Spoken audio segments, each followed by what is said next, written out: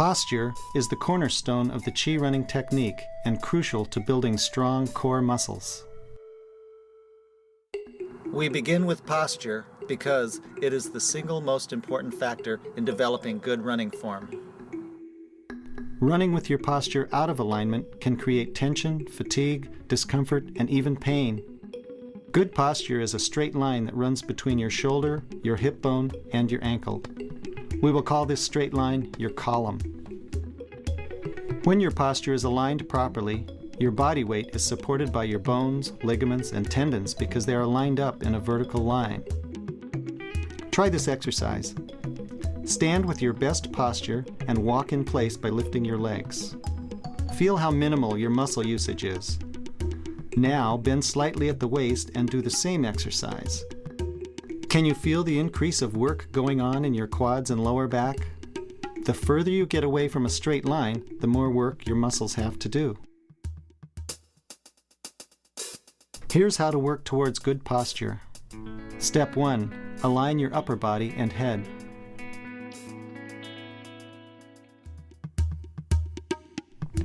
Straighten your upper body by putting one hand on your belly button and one hand just under your collarbone.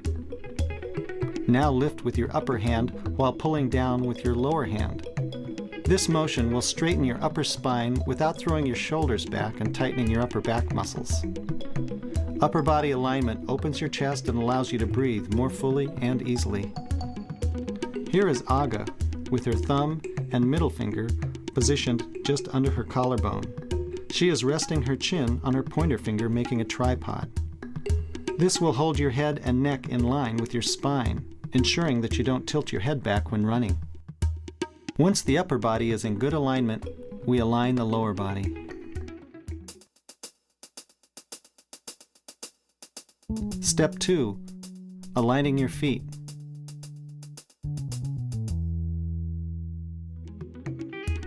Check to see if your feet are parallel and hip width apart. If your feet turn out when you run, it will aggravate your knees, because instead of your foot landing pointed forward, your feet will land pointing out, creating torque on your knees. To practice this when you're running, pretend you're running on a tightrope, with the inside of your foot lining up with the center line of the imaginary rope.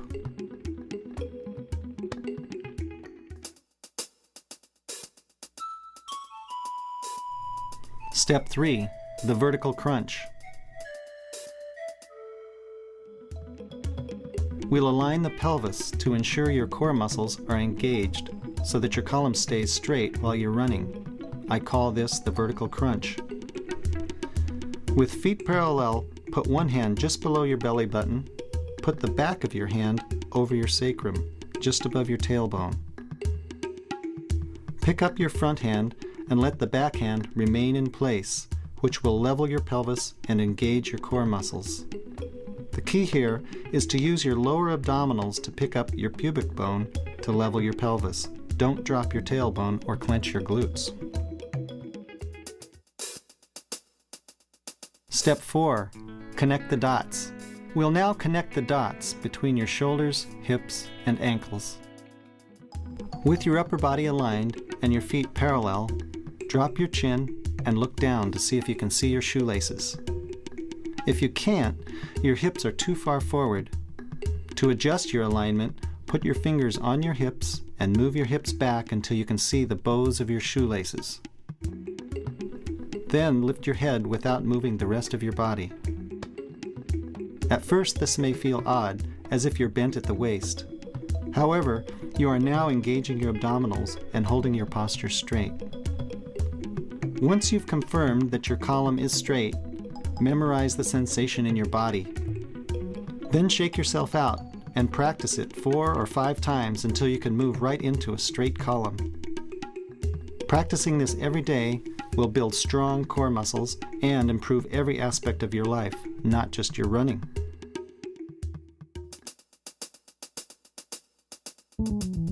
Step 5. One-legged posture stance.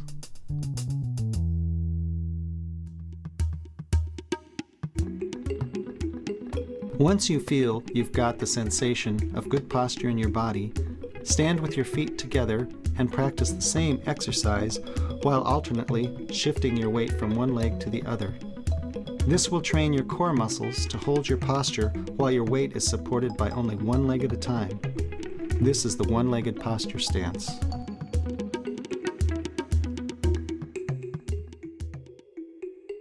Let's review. Step 1. Use your hands to adjust and align your upper body. Step 2. Align your lower body by making your feet parallel. Step 3. Do the vertical crunch by picking up your pelvis in front, engaging your lower abdominals. Step 4. Connect the dots by looking for your shoelaces. When you confirm you have a straight column, memorize the sensation. Step 5. Do the exercise with your feet together while shifting your weight from one leg to the other.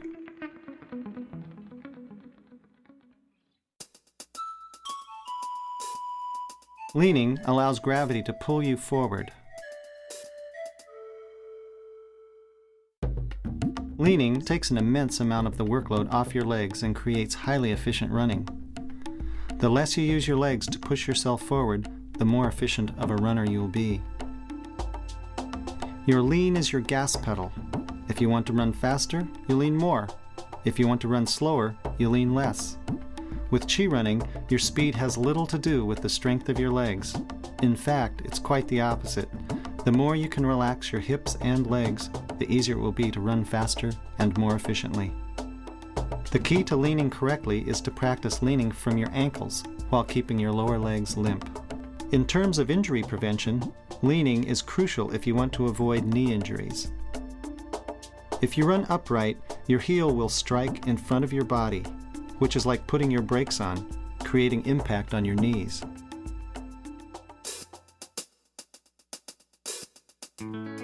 Step 1. Lean into a wall or a fence.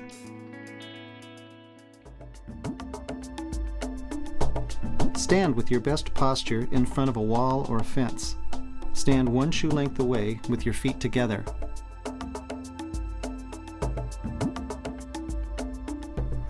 Now relax your lower legs and fall forward, catching yourself with your hands. If your heels come up, you're not relaxing your lower legs.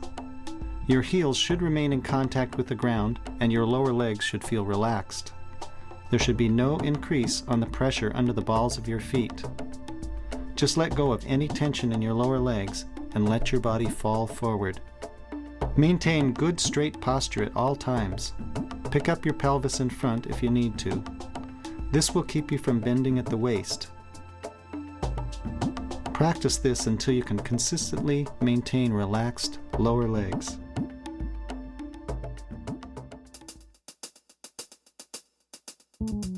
Step 2. The one-legged lean. Do this leaning exercise while alternately shifting your weight from one leg to the other. This is the same as the one-legged posture stance, except that you've added a lean, which is what you'll be doing when you're running. Here you can see the difference between running upright and running with a lean.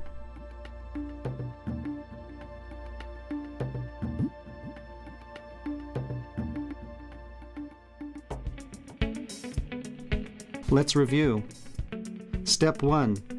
In the posture stance, stand with your feet together in front of a wall, one shoe length back. Then relax your lower legs and fall into the wall while holding your posture line straight. Step 2. Shift your weight from one leg to the other while repeatedly leaning.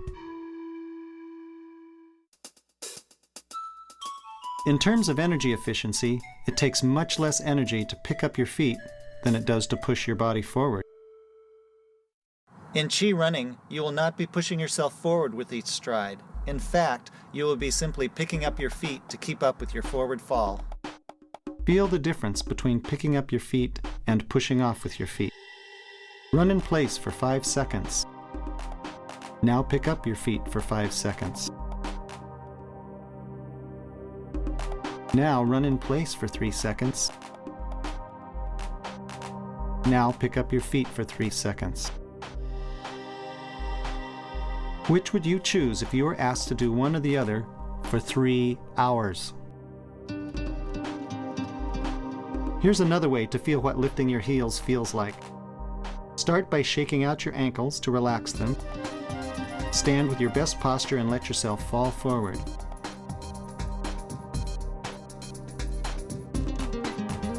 You'll notice that Chris didn't fall on his face, and I bet you didn't either. That's because he intuitively picked up his foot to catch his fall. In the chi running technique, you will learn how to pick up your heels. Your legs are needed only for temporary support between each stride, not to propel you forward.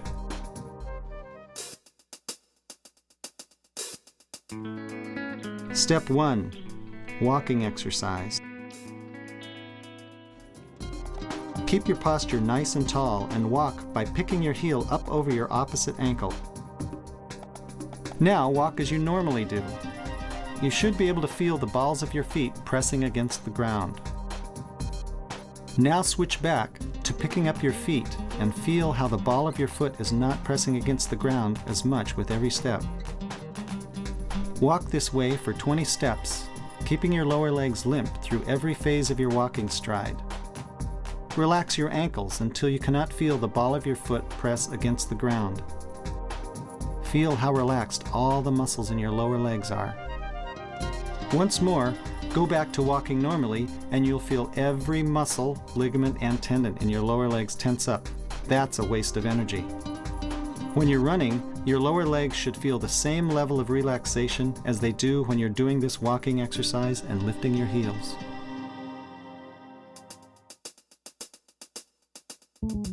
Step 2.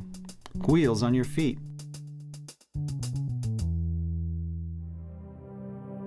The image you want to remember is that of pedaling a bicycle, where your feet are moving in a circular motion like wheels, instead of like a pendulum. Here Chris is running with his feet swinging.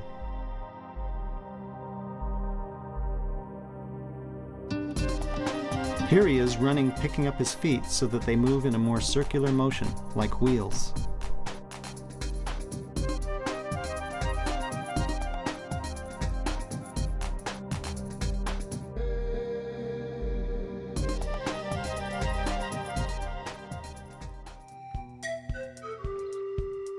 Let's review.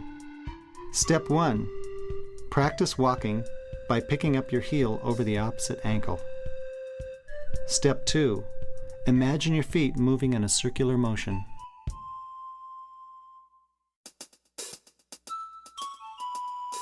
Your arm swing plays a crucial part in the chi running technique. Few people know how to really make their arms work for them in a beneficial way.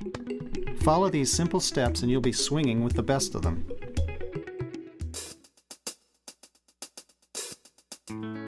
Step 1. Bend your elbows.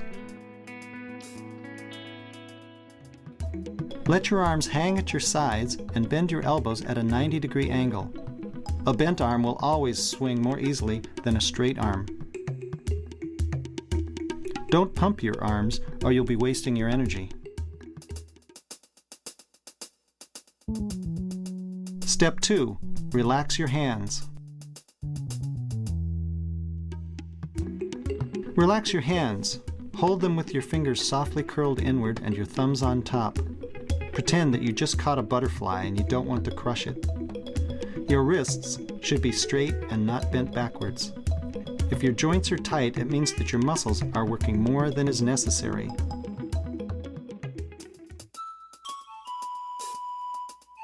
Step 3. Swing your arms to the rear. When practicing your arm swing, it's much simpler to just think of swinging your elbows instead of focusing on your arms. Swing your arms to the rear, not to the front. As your body leans forward, swinging your elbows to the rear creates a balance in the opposite direction. Don't allow your hands to fall below your waistline. The range of motion of your arm swing should be as follows. Your fingers should come back to your ribs, and your elbows should come forward to your ribs. If your arms swing forward, it will cause your legs to swing too far forward, creating heel strike. Shoulders should be low and relaxed as you swing your arms. Holding your elbows out away from your sides will create tension in your upper back and neck. Keep your elbows passing close to your ribs.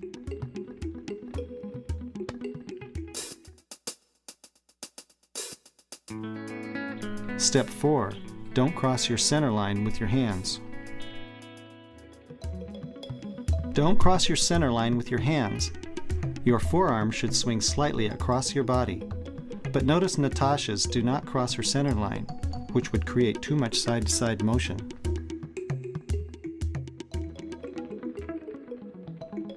Let's review. Step 1. Bend your elbows at a right angle. Step 2. Relax your hands with thumbs on top. Step 3. Swing your arms to the rear. Step 4. Don't cross your center line with your hands.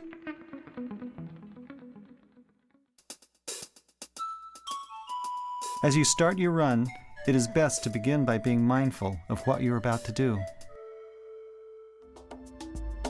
You've been given all the pieces to the chi running technique, and now here's where we get to put it all together. Step 1. Start with good posture. Always start by setting up your posture. Feel your column and connect your dots while standing so that you can remember it when running.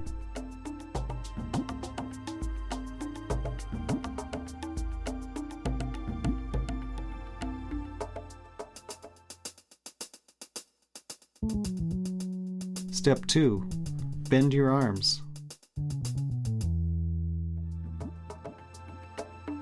Bend your arms to a 90-degree angle and relax your shoulders.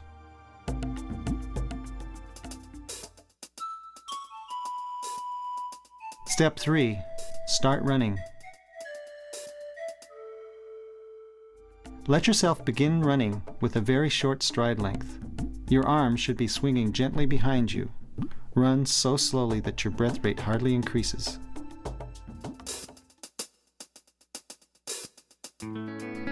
Step 4. Feel your column. Once you begin running, pretend you're not running. Imagine that you're just practicing your posture stance and that every time your foot touches the ground, it hits at the bottom of your column, not in front of it.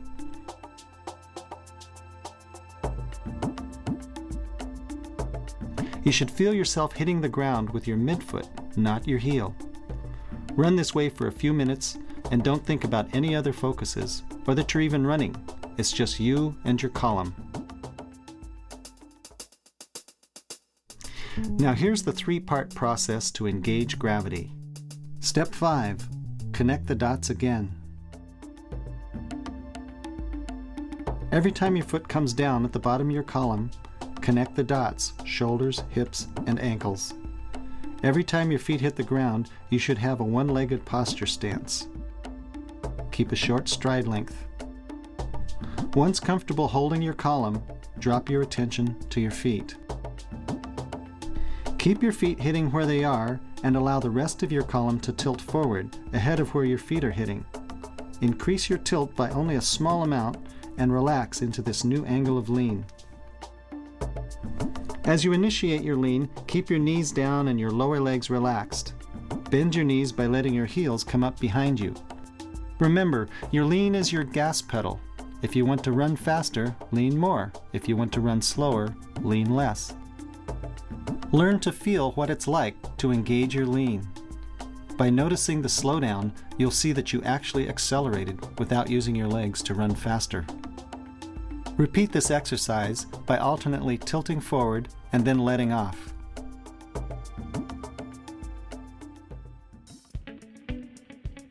Let's review. Step 1. Check your posture. Step 2.